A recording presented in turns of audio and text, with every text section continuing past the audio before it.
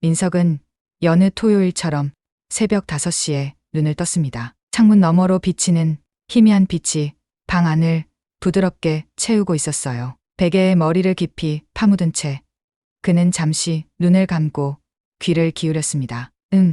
동쪽에서 바람이 불고 있군. 30년간 기상청 예보관으로 일했던 그의 감각은 은퇴 후에도 여전히 예민했습니다. 창문을 두드리는 빗방울 소리는 없었지만 나뭇가지가 흔들리는 소리로 바람의 방향과 세기를 가늠할 수 있었지요. 옆에서 아내가 뒤척였습니다. 또 새벽부터 산에 가려고요? 민석은 부드럽게 미소 지었어요. 미안해요.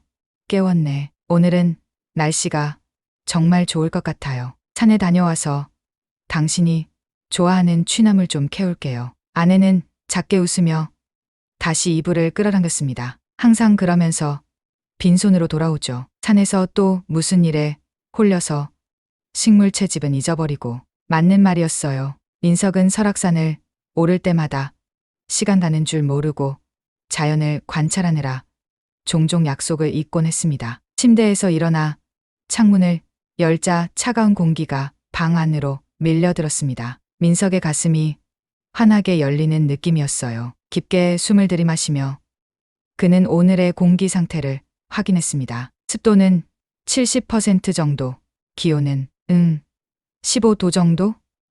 구름은 적고. 혼잣말을 중얼거리며 민석은 가볍게 아침 차를 준비했습니다. 카모마일 티백을 뜨거운 물에 담그자 향기로운 증기가 부엌을 가득 채웠어요. 그는 티백이 우러나는 동안 등산복으로 갈아입었습니다. 거실 창가에 서서 차를 흘짝이며 그는 마을 너머로 보이는 설악산의 모습을 바라보았어요. 해가 막 산봉우리 뒤에서 올라오고 있었고 그 빛이 안개를 금빛으로 물들이고 있었습니다. 순간 가슴이 벅차올랐어요. 세상에 이런 아름다움을 매일 볼 수 있다니. 10년 전 서울의 기상청 본부에서 은퇴하고 고향인 이 작은 마을로 돌아온 건 인생에서 가장 잘한 결정이었다고 민석은 종종 생각했습니다. 복잡한 도시 생활과 스트레스 가득한 예보관 업무에서 벗어나 이제 그는 단순하지만 충만한 삶을 살고 있었어요. 가방에 물통과 간식, 작은 응급 키트를 넣고 현관을 나섰습니다. 이른 아침 마을은 고요했어요. 간간히 닭 울음소리와 개 짖는 소리만이 들렸습니다. 민석은 깊게 숨을 들이마시며 설악산으로 향하는 길을 걷기 시작했어요. 마을 슈퍼마켓 앞을 지나칠 때 불이 켜져 있는 것을 발견했습니다. 박 씨가 일찍 문을 열었나 보군요. 발걸음을 멈추고 들어가기로 했습니다. 어이, 박 씨, 오늘도 일찍 오셨네요. 박 씨는 진열대에 새로 들어온 과일을 정리하고 있었어요. 그는 고개를 들고 반갑게 웃었습니다. 민석 씨, 또 산에 가시나 봐요? 어제 비가 좀 왔는데 길이 미끄럽지 않을까 모르겠네요. 민석의 눈썹이 살짝 올라갔어요. 비가 왔어요? 몰랐네. 박 씨는 웃으며 고개를 저었습니다. 그러게 말이에요. 어젯밤에 1시간 정도 내렸어요. 기상청 출신이 비 소식도 모르다니 참. 민석은 쑥스럽게 웃었습니다. 때로는 자연이 우리의 예측을 벗어난다는 것. 그게 바로 자연의 매력이라고 생각했어요. 초콜릿 하나 주세요. 산에서 먹을 거예요. 돈을 건네며 민석은 문득 물었습니다. 그런데 요즘 저 위에 리조트 공사 어떻게 진행되고 있어요? 지난주에 중장비가 많이 올라가던데. 박 씨의 표정이 순간 어두워졌어요. 아이고, 말도 마세요. 작년에 시작한다고 했던 공사가 이제야 본격적으로 시작됐어요. 마을 사람들은 다들 걱정이 많아요. 산이 파헤쳐지면 어떻게 될지.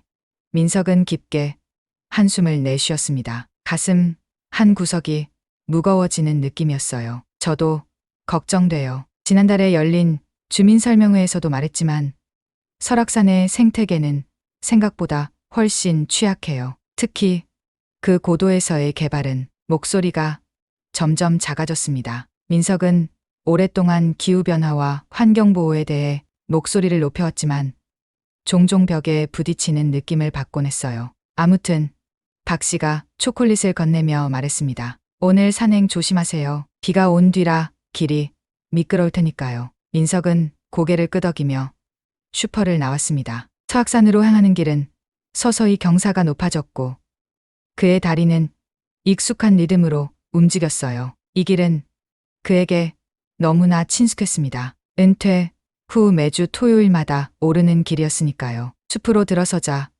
공기가 달라졌습니다. 더 차갑고 더 깨끗하고 더 습했어요. 민석은 잠시 멈춰서서 눈을 감고 숲의 소리에 귀를 기울였습니다. 새들의 지저귐, 나무십 사이로 스치는 바람 소리, 멀리서 들리는 물소리, 뭔가 이상한데 미간을 찌푸리며 민석은 주변을 둘러보았어요. 오랜 경험에서 오는 직감이 그에게 뭔가 다르다고 말하고 있었습니다. 새소리가 평소보다 적었고 공기 중에는 묘한 긴장감이 감돌았어요. 발밑에 흙을 살펴보니 예상대로 젖어 있었습니다. 어제 비가 왔던 게 맞았어요. 손가락으로 흙을 만져보고 냄새를 맡아봤습니다. 평소보다 더 촉촉했어요. 이 정도 비였으면 산사태 위험은 없겠지만 그래도 조심해야겠네. 다시 걷기 시작하며 민석은 주변의 식물들을 관찰했습니다. 진달래 잎이 비에 젖어 더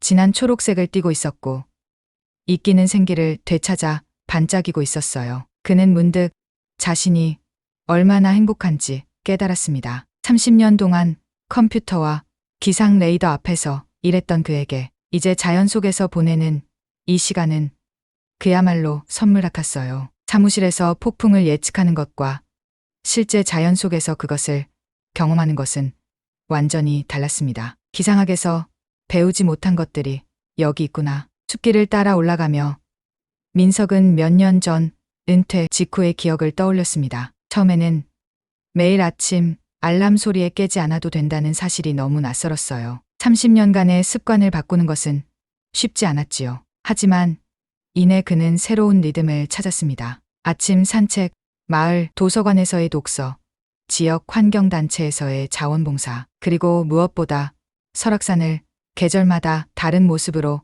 관찰하는 일이 그의 새로운 삶의 중심이 되었어요. 특히 기후변화 시민활동가로서의 활동은 그에게 새로운 목적의식을 가져다 주었습니다. 기상청에서의 경험을 살려 그는 지역 주민들에게 기후변화의 영향과 자연 보호의 중요성을 알리는 일을 했어요. 산길이 점점 가팔라졌습니다. 민석의 숨이 조금 바빠졌지만 그의 걸음은 여전히 힘이 넘쳤어요. 65살의 나이가 무색하게 그는 여전히 건강하고 활기찼습니다. 중턱에 이르자 익숙한 전망대가 나타났어요. 민석은 잠시 멈춰서서 마을을 내려다보았습니다. 안개 사이로 보이는 작은 집들, 구불구불한 도로, 그리고 멀리 보이는 새로운 리조트 공사 현장, 가슴이 묘하게 조여왔습니다. 저 공사 현장이 그를 불안하게 만들었어요. 기상청에서 일할 때 보았던 수많은 자연재해의 기억이 떠올랐습니다. 얼마나 많은 재해가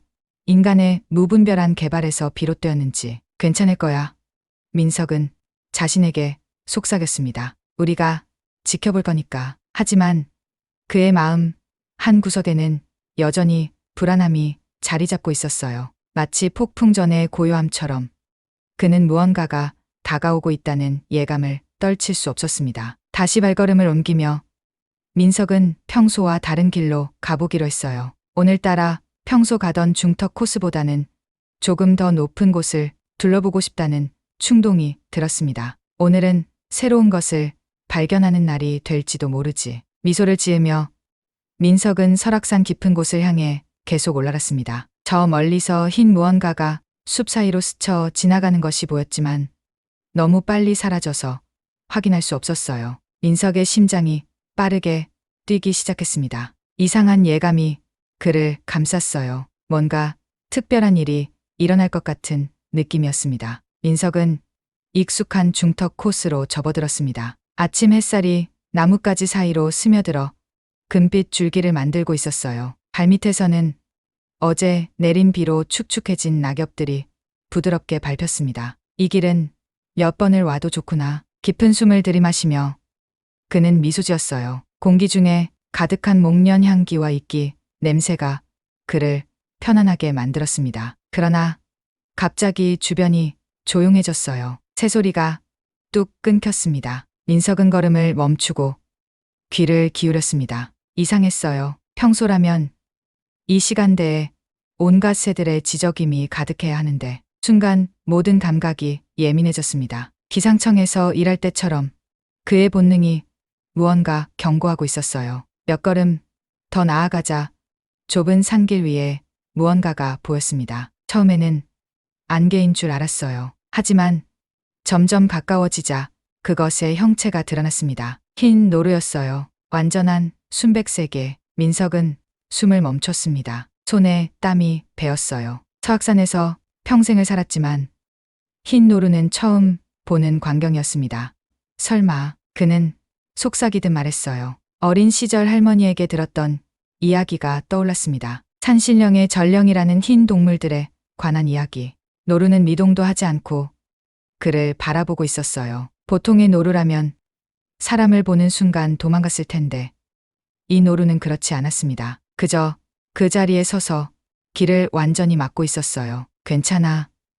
나 해치지 않을게. 민석은 부드럽게 말하며 천천히 한 걸음 앞으로 나아갔습니다. 그러자 노루의 눈이 이상하게 빛났어요. 검은 눈동자가 순간 푸른빛으로 반짝였다고 해야 할까요?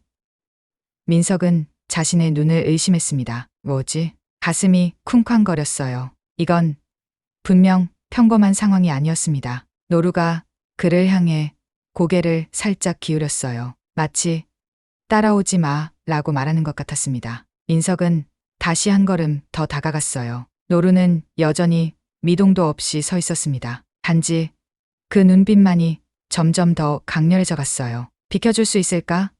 난 그냥 평소처럼 산책하러 가는 길인데. 목소리를 부드럽게 유지하려 했지만 그의 말투에는 미묘한 떨림이 묻어났습니다. 이상했어요. 단순한 동물 조우가 아닌 것 같은 느낌이 들었습니다. 세 번째 걸음을 내딛자 노루가 갑자기 앞발을 들어 올렸어요. 그리고는 세차게 땅을 내리쳤습니다. 쿵 소리가 숲속에 울려 퍼졌어요. 민석의 온몸에 소름이 돋았습니다. 심장이 목구멍까지 올라오는 것 같았어요. 네 번째 걸음. 이번에는 노루가 작게 으르렁거리는 소리를 냈습니다. 노루가 그런 소리를 낸다는 것도 놀라웠지만 더 충격적인 건 그 소리가 마치 경고처럼 들렸다는 점이었어요. 알았어.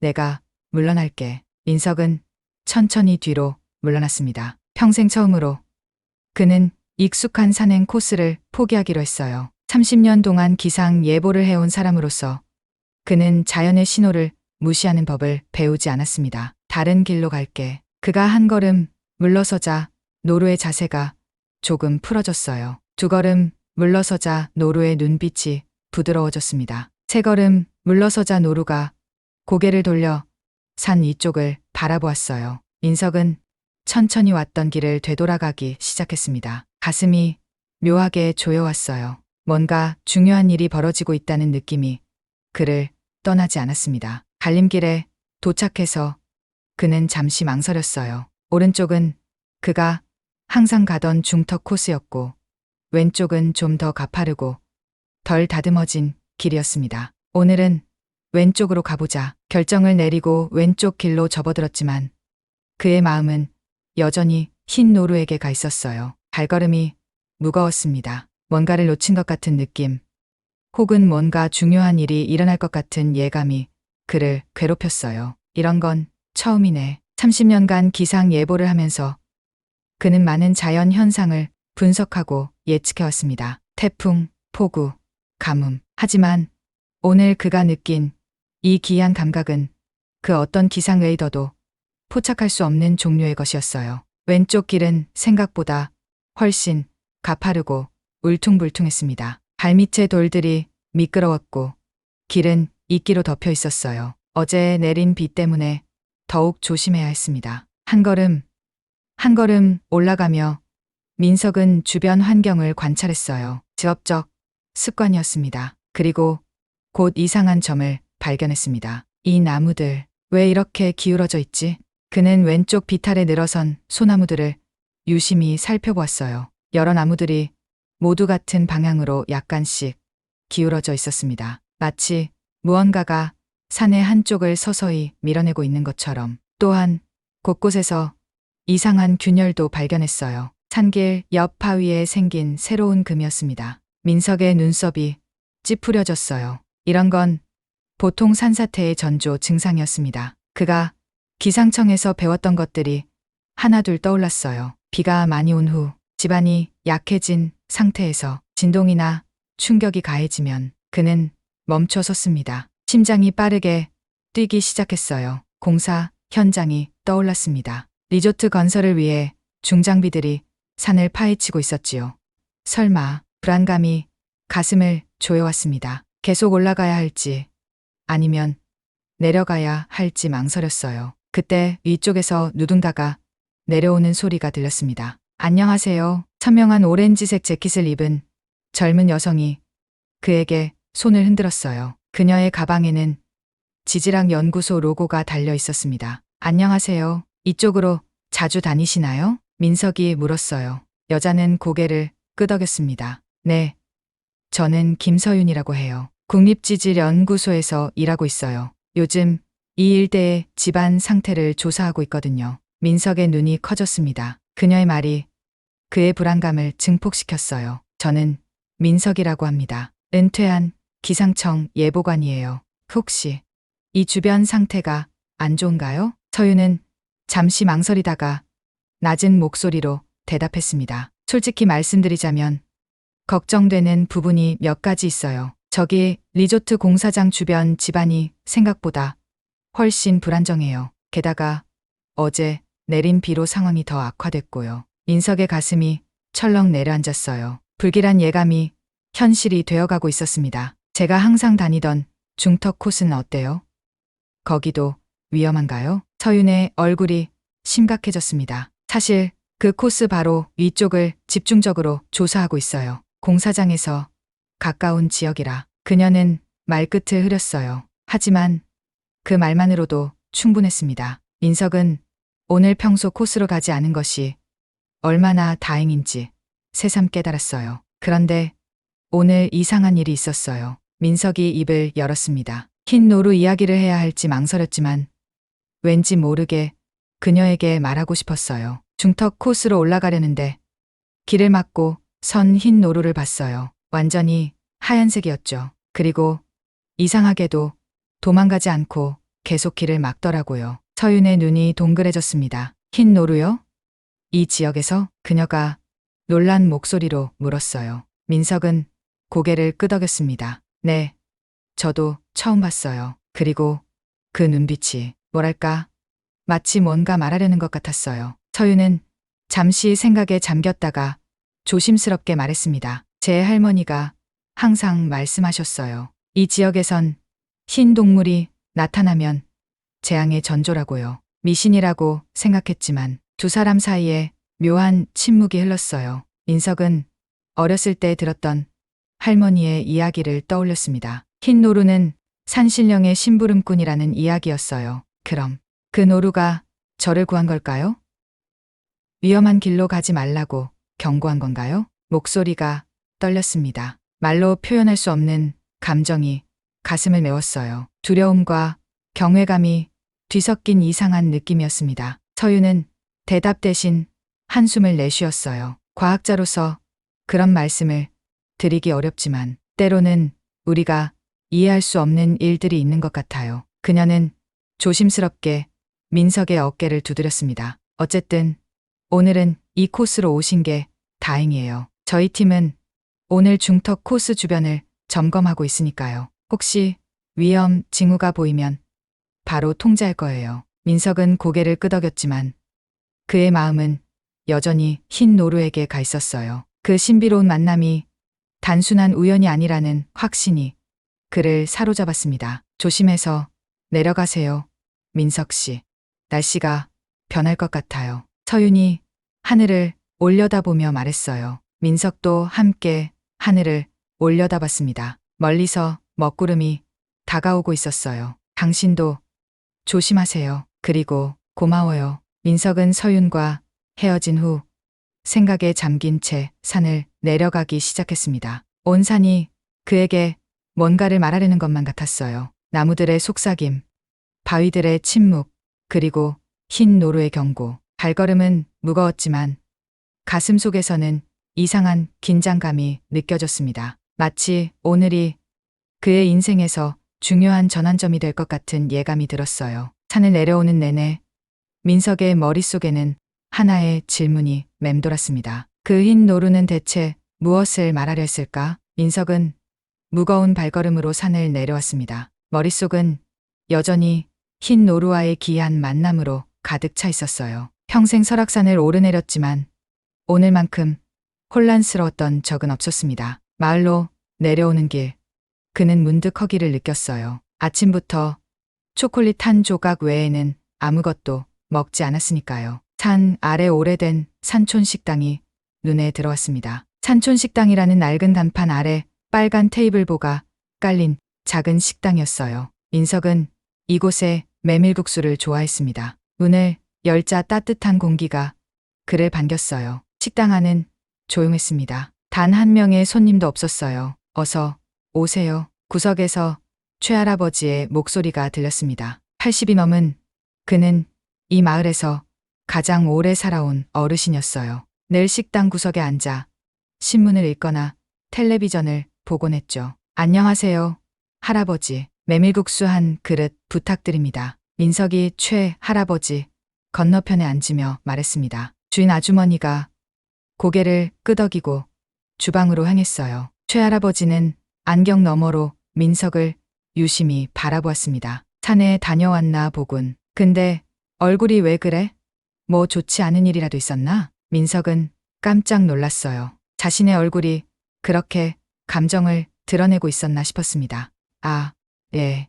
오늘 이상한 일을 겪었거든요. 산에서 흰 노루를 봤어요. 말을 꺼내자마자 최할아버지의 표정이 확 변했습니다. 신문을 내려놓고 몸을 앞으로 기울이셨어요. 흰 노루라고? 목소리가 갑자기 낮아졌습니다. 민석은 고개를 끄덕였어요. 네. 완전히 하얀색이었어요. 그리고 아주 이상한 행동을 했죠. 제가 가려던 길을 막고 서서는 최할아버지의 눈이 커졌습니다. 주름진 손이 살짝 떨려왔어요. 그래서 그 길로 가지 않았나? 민석은 다시 고개를 끄덕였습니다. 네. 처음으로 평소 코스를 바꿨어요. 왠지 모르게 그래야 할 것 같아서요. 최할아버지는 깊은 한숨을 내쉬었습니다. 그리고는 주변을 둘러본 후 더 낮은 목소리로 말을 이었어요. 우리 고향에선 흰 노루는 산신령의 심부름꾼이라 했어. 재앙을 알려주러 나타난다지. 민석의 가슴이 쿵 내려앉았습니다. 어린 시절 들었던 이야기가 맞았어요. 그럼 무슨 재앙이 일어날 거라는 건가요? 최할아버지는 고개를 절레절레 저었습니다. 아니, 이미 일어났거나 곧 일어날 거라는 뜻이야. 흰 노루는 선택받은 사람만 볼 수 있다고 하지. 그리고 그 사람을 구하기 위해 나타난다고 해. 민석의 온몸에 소름이 돋았어요. 방금 전까지만 해도 미신이라고 생각했던 이야기가 갑자기 너무나 현실적으로 느껴졌습니다. 정말 그런 전설이 있었나요? 목소리가 떨렸어요. 최할아버지는 간절한 눈빛으로 민석을 바라보았습니다. 내 할아버지의 할아버지 때부터 전해져 내려온 이야기야. 실제로 내 어릴 적에도 비슷한 일이 있었지.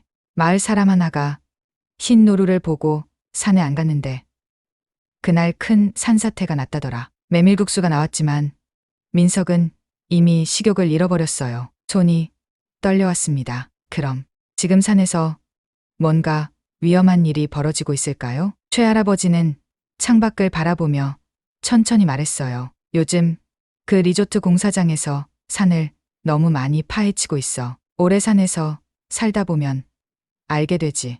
산이란 건 함부로 건드리면 안 돼. 산도 살아있는 거니까. 민석은 국수를 간신히 몇 젓가락 먹고 자리에서 일어났습니다. 가슴 속에서 묘한 불안감이 커져갔어요. 할아버지, 감사합니다. 돈은 여기 놓고 갈게요. 최할아버지는 민석의 팔을 잡았습니다. 그 손길이 놀라울 정도로 강했어요. 조심하게. 흰 노루를 본 사람에게는 책임이 따른다네. 민석은 묵묵히 고개를 끄덕였습니다. 식당을 나오는 그의 등 뒤로 최할아버지의 걱정스러운 눈길이 따라왔어요. 집으로 돌아가는 길, 민석의 머릿속은 온통 흰 노루와 최할아버지의 말로 가득 차 있었습니다. 재앙, 산신령의 심부름꾼, 책임, 무거운 단어들이 그의 마음을 짓눌렀어요. 마을 입구에 다다르자 사람들이 모여 있는 것이 보였습니다. 모두들 무언가에 대해 소곤거리고 있었어요. 민석이 다가가자 박 씨가 그를 발견하고 손을 흔들었습니다. 민석 씨, 설악산에서 산사태가 났대요. 방금 뉴스에 나왔어요. 민석의 심장이 멈춘 것 같았어요. 다리에 힘이 빠져 그 자리에 주저앉을 뻔했습니다. 어디서요? 간신히 목소리를 짜냈습니다. 박 씨의 표정이 심각해졌어요. 중턱 코스 근처라던데요. 민석 씨가 항상 가는 그 길 말이에요. 리조트 공사장 바로 아래 지역이. 민석은 더 이상 듣지 못했습니다. 귀에서 윙 하는 소리가 울려 퍼졌어요. 세상이 천천히 돌기 시작했습니다. 괜찮으세요? 박 씨의 목소리가 아득하게 들렸어요. 민석은 겨우 고개를 끄덕였습니다. 예, 집에 좀 가봐야겠어요. 도망치듯 집으로 향했습니다. 심장이 너무 빨리 뛰어 가슴이 아팠어요. 숨이 가빠왔습니다. 집에 도착하자마자 텔레비전을 켰어요. 뉴스 채널에서는 이미 산사태 소식이 속보로 나오고 있었습니다. 오늘 오전 11시경 설악산 중턱 코스 인근에서 산사태가 발생해 등산객 2명이 사망하고 3명이 부상당했습니다. 산사태는 최근 진행 중인 리조트 개발 공사 현장 인근에서 발생했으며 민석은 소파에 털썩 주저앉았습니다. 오전 11시, 그 시간이면 자신이 평소대로 중턱 코스를 올랐다면 정확히 그 자리에 있었을 시간이었어요. 이럴 수가. 떨리는 손으로 얼굴을 감쌌습니다. 흰 노루가 그를 구했다는 사실이 이제야 명확하게 다가왔어요. 노루가 길을 막지 않았다면 지금 그도 산사태에 휘말렸을 겁니다. 온몸이 떨려왔어요. 타있다는 사실이 갑자기 너무나 선명하게 느껴졌습니다. 동시에 죽을 뻔했다는 공포가 그를 덮쳤어요. 뉴스는 계속되고 있었습니다. 산림청 관계자는 어제 내린 비로 인해 집안이 약해진 것이 산사태의 원인이라고 밝혔습니다. 하지만 일부 환경단체와 주민들은 리조트 공사 과정에서 안전 조치가 미흡했다는 의혹을 제기하고 있습니다. 화면에는 무너진 산비탈과 구조 작업을 하는 소방대원들의 모습이 비춰졌어요. 민석은 그 광경을 믿을 수 없다는 듯 바라보았습니다. 왜 하필 나를 구한 거지? 목소리가 떨렸어요. 그는 자신이 살아남았다는 안도감과 동시에 다른 사람들은 그러지 못했다는 죄책감을 느꼈습니다. 마음속에서 복잡한 감정들이 소용돌이쳤어요. 아내가 부엌에서 나왔습니다. 그녀의 얼굴에도 충격의 기색이 역력했어요. 당신, 오늘 그 코스 안 갔죠? 떨리는 목소리로 물었습니다. 민석은 천천히 고개를 끄덕였어요. 응, 안 갔어. 더 이상 말이 나오지 않았습니다. 어떻게 흰 노루 이야기를 해야 할지 몰랐어요. 믿어줄까? 미쳤다고 생각할까? 아내는 안도의 한숨을 내쉬며 그를 꼭 안았습니다. 다행이에요. 정말 다행이에요. 뉴스에서는 사고 원인에 대해 계속 이야기하고 있었어요. 리조트 건설 회사 측은 모든 안전 수칙을 준수했다고 주장하고 있으나 최근 진행된 환경영향평가에서 해당 지역이 산사태 위험이 높다는 지적이 있었던 것으로 밝혀졌습니다. 현재 정확한 원인 규명을 위한 조사가 진행 중입니다. 민석의 눈이 화면에 고정되었습니다. 기상청에서 일할 때 보았던 수많은 재해 보고서가 떠올랐어요. 얼마나 많은 자연재해가 사실은 인간의 부주의와 욕심에서 비롯되었는지. 이건 단순한 자연재해가 아니야. 그의 목소리는 낮았지만 단호했어요. 아내가 걱정스러운 눈으로 그를 바라보았습니다. 무슨 말이에요? 민석은 일어서서 창가로 걸어갔습니다. 서악산 방향을 바라보며 깊게 숨을 들이마셨어요. 흰 노루가 날 구했어. 그리고 이제 내가 해야 할 일이 있어. 아내의 의아한 표정에도 불구하고 민석의 마음속에는 이미 결심이 굳어지고 있었습니다. 살아남았다는 것은 책임을 의미했어요. 최할아버지의 말이 다시 귓가에 울렸습니다. 흰 노루를 본 사람에게는 책임이 따른다네. 민석은 창문을 통해 멀리 보이는 산을 응시했습니다. 어딘가에 그 흰 노루가 있을 거라고, 그리고 자신이 해야 할 일이 있다고 믿었어요. 내가 알아내야 해. 이 산사태의 진짜 원인을. 그의 눈에 결연한 빛이 어렸습니다. 처음으로 그는 자신의 살아남음에 의미가 있다고 느꼈어요. 이제 그에게는 사명이 생겼습니다. 산사태 발생 사흘 후 민석은 다시 설악산으로 향했습니다. 이번엔 혼자가 아니었어요. 기상청 시절 함께 일했던 정 박사가 동행했습니다. 정말 고마워요. 이렇게 와주셔서. 민석이 산길을 오르며 말했어요. 정 박사는 환경지질학 전문가로 현재 국립환경연구원에서 일하고 있었습니다. 무슨 소리예요? 민석 씨 부탁인데 안 올 수 있나요?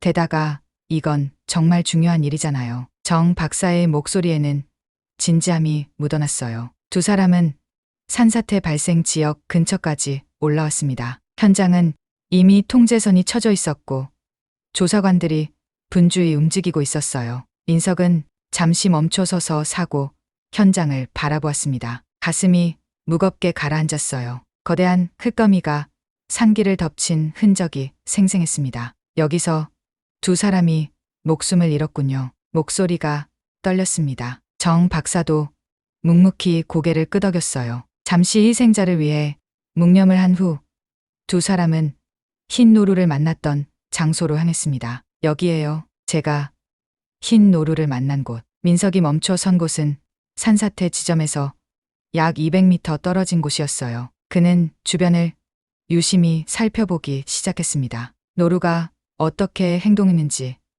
다시 한번 얘기해 줄래요? 정 박사가 물었어요. 민석은 그날의 기억을 더듬었습니다. 제가 지나가려고 하자 길을 막고 서 있었어요. 완전히 하얀색이었고 눈빛이 정말 이상했어요. 푸른 빛이 반짝였다고 해야 하나. 말하는 동안에도 그 기억이 생생하게 떠올랐습니다. 몸에 소름이 돋았어요. 두 사람은 주변을 꼼꼼히 살펴보았습니다. 얼마 지나지 않아 민석이 무언가를 발견했어요. 여기 봐요. 그가 가리킨 곳에는 작은 하얀 털이 나뭇가지에 걸려 있었습니다. 떨리는 손으로 그것을 조심스럽게 집어들었어요. 이게 정말 노루 털일까요? 정 박사가 작은 비닐 봉투에 그것을 담았습니다. 연구소에 가져가서 분석해봐야 알겠지만 분명 동물의 털은 맞아요. 민석의 가슴이 빠르게 뛰었습니다. 흰 노루의 존재를 증명할 수 있는 물리적 증거를 찾았다는 사실이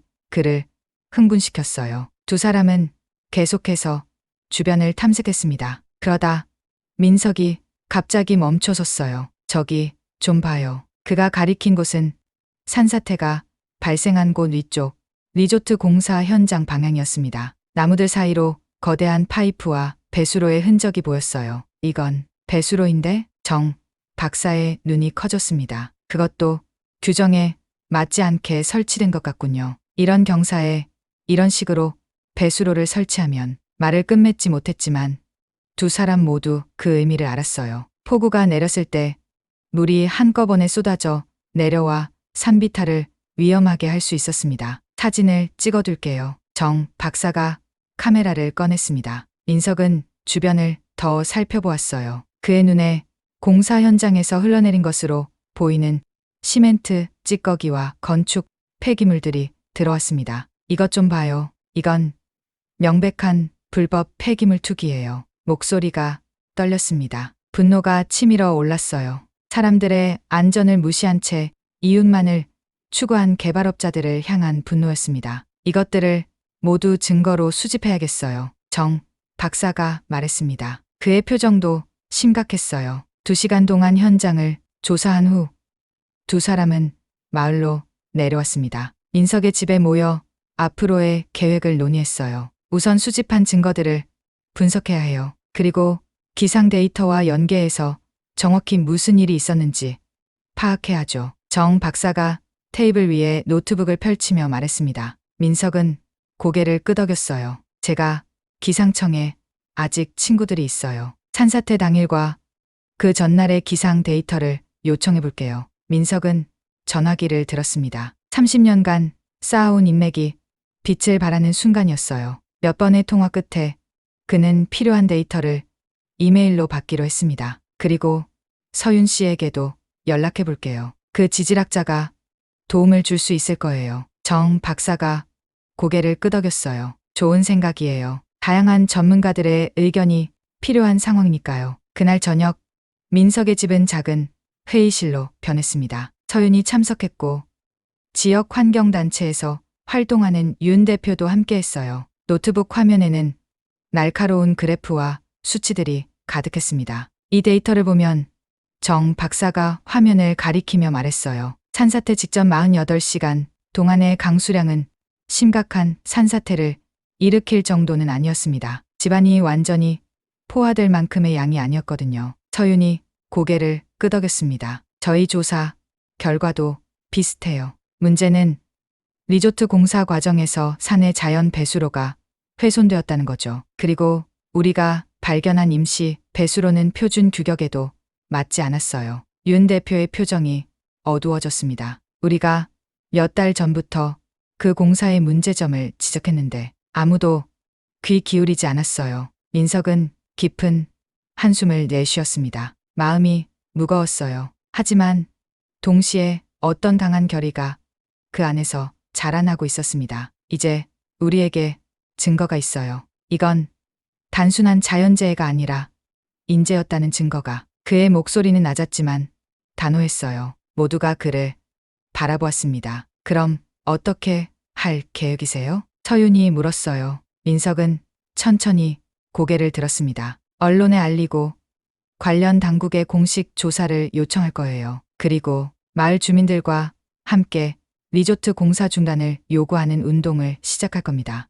윤 대표의 눈이 반짝였어요. 저희 환경단체가 적극 지원하겠습니다. 이런 증거가 있다면 충분히 싸울 수 있어요. 민석은 미소를 지었습니다. 처음으로 그는 이 투쟁에서 희망을 보았어요. 다음 날부터 민석의 삶은 완전히 바뀌었습니다. 아침부터 저녁까지 그는 마을을 돌아다니며 주민들에게 사실을 알렸어요. 처음에는 몇몇 사람들만 귀 기울였지만 점차 지지하는 사람들이 늘어났습니다. 특히 박 씨가 큰 힘이 되어 주었어요. 그의 슈퍼마켓은 주민 모임의 중심지가 되었습니다. 이 산이 우리를 지켜주었으니 이제 우리가 산을 지켜야죠. 박 씨가 말했어요. 민석은 그 말에 깊이 공감했습니다. 일주일 후 지역 신문에 첫 기사가 실렸습니다. 서악산 산사태, 자연재해인가 인재인가? 민석의 분석과 정 박사의 연구 결과가 상세히 실렸어요. 그 기사는 큰 반향을 일으켰습니다. 곧 전국 방송에서도 관심을 보이기 시작했어요. 민석은 갑자기 많은 인터뷰 요청을 받게 되었습니다. 처음에는 무척 긴장됐어요. 그가 아내에게 말했습니다. 카메라 앞에 서는 것은 익숙하지 않은 일이었으니까요. 하지만 이건 제가 해야 할 일이라고 느껴요. 흰 노루가 저를 선택한 이유가 있을 거예요. 아내는 그의 손을 꼭 잡아주었습니다. 당신은 항상 자연을 사랑했고 진실을 중요하게 여겼어요. 그 노루는 그걸 알았나 봐요. 민석의 눈시울이 뜨거워졌어요. 가슴 속에서 무언가가 따뜻하게 피어올랐습니다. 한 달이 지나자 변화가 생기기 시작했어요. 환경부에서 공식 조사팀을 파견했고 리조트 공사는 일시 중단되었습니다. 민석의 분석 자료는 조사 과정에서 중요한 자료로 활용되었습니다. 마을 사람들 사이에서 민석의 위치도 달라졌어요. 이제 그는 단순한 은퇴자가 아니라 마을의 중요한 목소리를 대변하는 사람이 되었습니다. 어느 날 저녁 최할아버지가 민석을 찾아왔어요. 흰 노루의 선택을 받은 자의 책임을 다하고 있구먼. 그의 목소리에는 존경심이 묻어났습니다. 민석은 겸손하게 미소 지었어요. 저는 그저 제가 할 수 있는 일을 하고 있을 뿐이에요. 최할아버지는 깊이 고개를 끄덕였습니다. 그게 바로 책임이란 거야. 자신이 할 수 있는 일을 하는 것. 내가 기상청에서 배운 지식이 이렇게 우리 마을을 구하는구나. 민석은 그 말에 깊은 감동을 받았어요. 30년간 쌓아온 경험과 지식이 이렇게 의미 있게 쓰일 줄은 생각도 못했습니다. 밤하늘을 바라보며 민석은 생각했습니다. 은퇴 후의 삶이 이렇게 새로운 의미로 가득 차게 될 줄은 상상도 못했다고. 그리고 그 모든 것의 시작은 한 마리 흰 노루와의 만남이었어요. 고마워, 흰 노루야. 그는 작게 속삭였습니다. 어딘가에서 그 노루가 듣고 있을 거라고 믿으며 봄에서 여름으로, 여름에서 가을로 계절이 바뀌었습니다. 민석의 싸움도 계속되었어요. 그의 끈질긴 노력이 마침내 결실을 맺는 날이 왔습니다. 리조트 개발 사업이 공식적으로 중단되었습니다. 지역 방송국의 아나운서가 또렷한 목소리로 말했어요. 민석은 텔레비전 앞에 앉아 그 말을 들으며 눈시울이 뜨거워졌습니다. 환경부는 해당 지역을 환경보호구역으로 지정하고 산사태로 인한 피해 지역에는 추모 공원을 조성할 계획이라고 밝혔습니다. 아내가 다가와 민석의 어깨를 부드럽게 감싸 안았어요. 해냈네요, 당신. 정말 대단해요. 민석은 고개를 끄덕이며 눈물을 삼켰습니다. 가슴 속에서 뭔가가 터져 나올 것 같은 기분이었어요. 승리의 기쁨과 안도감, 그리고 희생자들을 향한 깊은 애도가 뒤섞인 복잡한 감정이었습니다. 나 혼자 한 게 아니에요. 모두가 함께 했으니까. 목소리가 떨렸어요. 지난 몇 개월간의 노력이 주마등처럼 스쳐 지나갔습니다. 밤늦게까지 이어진 회의들, 수없이 보낸 탄원서와 증거 자료들, 비바람을 맞으며 진행한 시위들, 전화벨이 울렸습니다. 박 씨였어요. 민석 씨, 뉴스 봤어요? 해냈어요. 우리가. 박 씨의 목소리에는 기쁨이 가득했습니다. 민석도 미소 지었어요. 네, 봤어요. 정말 기쁘네요. 마을 분들께 정말 감사해요. 무슨 소리예요? 민석 씨가 없었다면 불가능했을 거예요. 오늘 저녁에 마을 회관에서 작은 축하 모임을 하려고 해요. 꼭 오세요. 민석은 약속을 하고 전화를 끊었어요. 창밖을 바라보니 설악산이 평화롭게 서 있었습니다. 문득 그는 산으로 가고 싶다는 충동을 느꼈어요. 잠시 산에 다녀올게요. 아내는 그의 마음을 이해한다는 듯 고개를 끄덕였습니다. 조심해서 다녀와요. 민석은 배낭에 작은 유리병을 넣었어요. 그 안에는 그가 발견했던 흰 노루의 털이 담겨 있었습니다. 정 박사가 분석한 결과 그것은 분명 노루의 털이었지만 색소가 완전히 없는 특이한 상태였어요. 과학적으로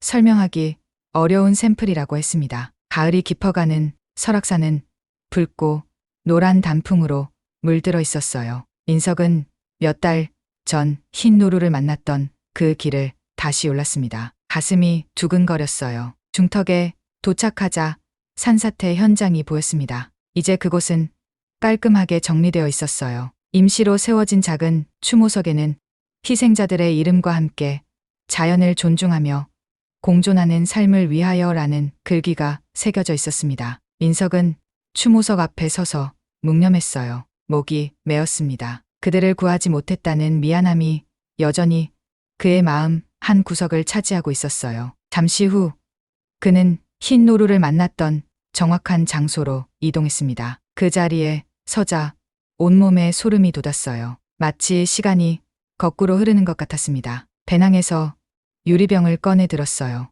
햇빛에 비친 하얀 털이 신비롭게 빛났습니다. 민석은 작은 구덩이를 파고 유리병을 조심스럽게 묻었어요. 그리고 두 손을 모았습니다. 고마워요, 흰 노루야. 당신이 내게 준 두 번째 기회, 그리고 책임감을 잊지 않을게요. 목소리가 떨렸습니다. 가슴 속에서 뜨거운 무언가가 솟구쳤어요. 감사함과 경외감, 그리고 겸손함이 뒤섞인 감정이었습니다. 기도를 마치고 고개를 들었을 때 민석은 숨을 멈췄어요. 멀리 산등성이에 하얀 형체가 서 있었습니다. 흰 노루였어요. 순간 시간이 멈춘 것 같았습니다. 노루는 그를 바라보고 있었어요. 그 푸른 눈빛이 다시 한번 민석의 가슴을 파고들었습니다. 두 존재 사이에 무언의 대화가 오갔어요. 알고 있었지? 내가 이렇게 할 거라는 걸. 민석이 속삭였습니다. 노루는 마치 그 말에 대답하듯 고개를 살짝 끄덕였어요. 그리고 우아하게 몸을 돌려 숲속으로 사라졌습니다. 민석의 눈에서 눈물이 흘러내렸어요. 그것은 슬픔의 눈물이 아니라 깊은 깨달음과 경이로움의 눈물이었습니다. 마을로 돌아오는 길, 그는 문득 산과 자신의 관계가 달라졌음을 느꼈어요. 이제 산은 단순한 풍경이 아니라 살아 숨쉬는 존재로 다가왔습니다. 그리고 그들 사이에는 이제 깊은 유대감이 형성되어 있었어요. 마을 회관에 도착하자 많은 사람들이 그를 반겼습니다. 박씨, 최할아버지, 서윤, 정 박사, 그리고 마을의 많은 주민들이 모여 있었어요. 우리의 영웅이 왔네. 누군가 외쳤습니다. 민석은 부끄러운 듯 손사래를 쳤어요. 아니에요. 저는 그저 말을 잇지 못했습니다. 모두가 진심으로 그에게 감사하는 모습에 가슴이 뭉클해졌어요. 최할아버지가 다가와 그의 어깨를 두드렸습니다. 흰 노루가 널 선택한 이유가 있었어. 너는 내 몫을 훌륭히 해냈어. 그 말에 민석은 고개를 숙였어요. 자신이 한 일이 특별하다고 생각한 적은 없었습니다. 그저 해야 할 일을 했을 뿐이었어요. 파티가 진행되는 동안 윤 대표가 민석에게 제안을 했습니다. 민석 씨, 우리가 설악산 생태 보존 교육 프로그램을 시작하려고 해요. 민석 씨가 함께 해주면 좋겠는데요. 민석의 눈이 커졌어요. 저요?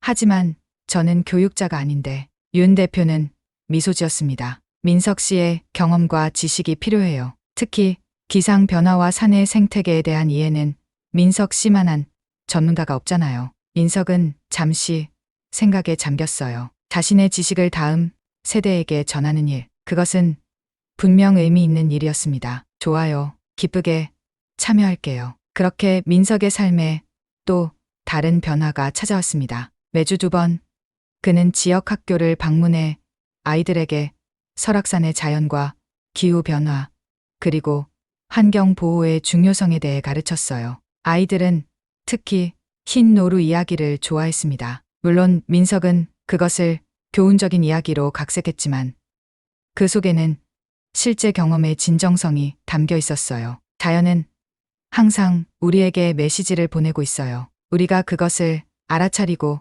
존중할 때 자연과 함께 살아갈 수 있답니다. 아이들의 반짝이는 눈을 보며 민석은 깊은 보람을 느꼈어요. 이것이 바로 그가 삶의 후반부에 찾은 새로운 의미였습니다. 그의 겨울이 지나고 다시 봄이 찾아왔습니다. 설악산에는 연한 초록빛 새싹들이 돋아나기 시작했어요. 산사태 현장은 이제 공식적인 추모 공원으로 탈바꿈하고 있었습니다. 민석은 매일 아침 창가에 서서 설악산을 바라보는 습관이 생겼어요. 그리고 종종 흰 노루에 대해 생각했습니다. 다시 만날 수 있을까?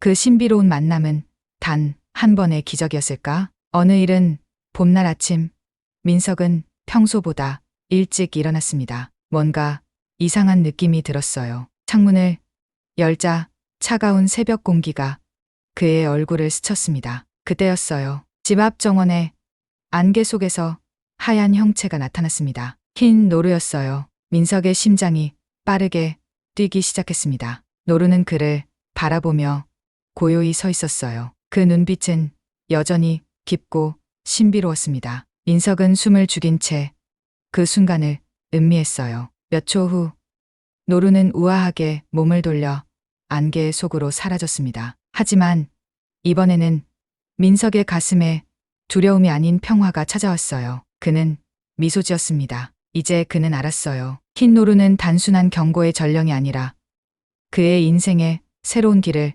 열어준 안내자였다는 것을. 고마워, 내 친구야. 민석은 속삭였습니다. 아침 햇살이 서서히 안개를 걷어내기 시작했어요. 새로운 하루가 시작되고 있었습니다. 그는 깊게 숨을 들이마셨어요. 공기 중에는 봄의 약속이 가득했습니다. 그리고 그의 가슴 속에는 자연과 함께하는 남은 인생에 대한 깊은 감사함이 차올랐어요. 은퇴 후의 삶이 이렇게 의미로 가득할 줄은 상상도 못했습니다. 기상예보관으로서의 경험과 지식이 이렇게 소중하게 쓰일 줄도 몰랐고요. 오늘도 좋은 날이 되겠네. 그는 미소 지으며 아내를 위한 아침, 차를 준비하러 부엌으로 향했습니다. 창밖으로 설악산이 평화롭게 그를 지켜보고 있었어요.